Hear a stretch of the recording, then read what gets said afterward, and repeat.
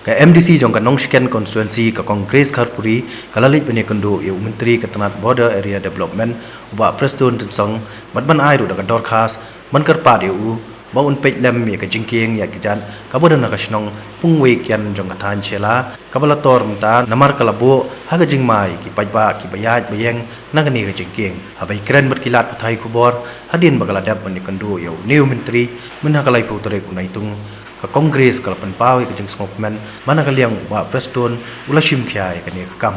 te ngawan ni kendo ye minister ka forest halor ka kedon ka ni ka jingking ka footbridge mong no ka bahab apo pungwei kian ka badai ka footbridge apo ka wa shilla so kani ka hab apo ka shilla constituency namili ka region ka shilla constituency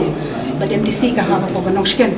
te kani ka long ka condition ka jongka ka di ba kam long show long bagi ki long pedestrians ru bakin fly kin ya nang taru it's nong ka don ka jingma ka bagi paiba ro kinyan so di halor kani ki ka bangawan ai ya ka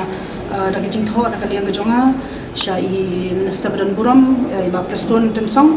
ba ibadai petru ya ka minister joko border area namar kani ka footbridge kadi ba ka scheme ka wan lingba ka border area development so kala di nadu 1000 EWR so menta bade kala collapse long not the whole bridge in fact number long ka reeling kala saman collapse kala saman tor so di halor kani ka daw ka ba kawan ka complain na posnong ka di ba di at ka daw mga sashin kya bangan wanai ya ka jingtho na kaliang ka jonga I minister in charge jong ka border area ba Preston ilong positive halor kani ban ngai ba ilong very prompt ama marsan ai ka jingtho na kaliang ka jonga ila contact ya ka director jong ka border area I kongkurba ban ngai ka baila put up ya kani ka